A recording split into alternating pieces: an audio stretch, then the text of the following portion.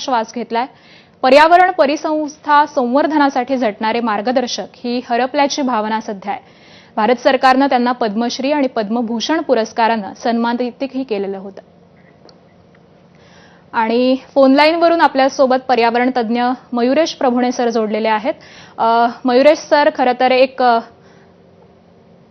पर्यावरणासाठी झटणारा मार्गदर्शक हरपल्याचीच भावना आहे।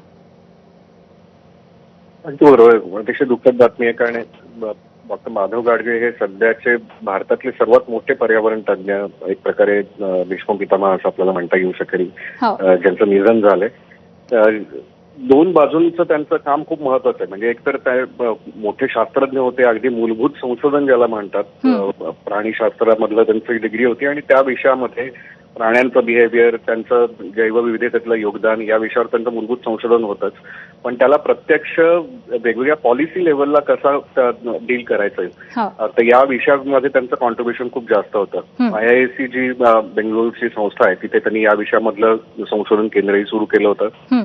आणि आपल्याला माहिती की 2010ला एक केंद्र सरकारने एक्सपर्ट पॅनल तयार केलेलं होतं पश्चिम घाटाच्या पर्यावरणाचा अभ्यास करण्यासाठी। त्याचे ते अध्यक्ष होते, ज्याला गाडगीळ कमिशन असं पण म्हणलं गेलं होतं। आणि त्याच्या माध्यमातून त्यांनी दाखवून दिलं होतं की पश्चिम घाटाचा जवळपास 60% जास्त भाग हा इको सेन्सिटिव्ह झोन आहे।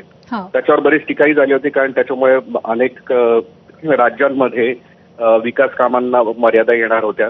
पण एकूण या सगळ्या गोष्टींकडे न पाहता पर्यावरणाला प्राधान्य देणं याच्यावर गाडगीळ सरांचं महत्वाचं काम होतं। त्याचसोबत अखेरच्या काळामध्ये त्यांनी एक महत्वाचं काम हाती घेतलं होतं, म्हणजे बायोडायव्हर्सिटी रजिस्टर, म्हणजे लोकांच्या मदतीने त्यांच्या भागामधल्या जैवसंस्थेच्या नोंदी करणं आणि त्याच्या संवर्धनामध्ये लोकांचा सहभागही आणणं। तर त्यामुळे त्यांच्या एकूण कामामध्ये जर आपण बघितलं तर संशोधनापासून लोकसहभाग आणि पॉलिसी लेव्हल पर्यंत मार्गदर्शन करणं आणि भारतासारख्या विकसनशील देशामध्ये ज्या ठिकाणी विकासाचा वेग वाढत असताना त्याच वेळेस पर्यावरणाचं पण संतुलन राहावं याच्यासाठी, त्यामुळे एकूणच पर्यावरण संवर्धनासाठी त्यांनी आपलं अख्खं आयुष्य हे वेचलेलं आहे।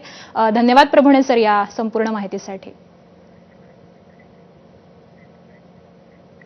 आणि या बातमीसह या बुलेटिनमध्ये इथेच थांबतोय। ताज्या घडामोडींसाठी पाहत रहा ABP माझा।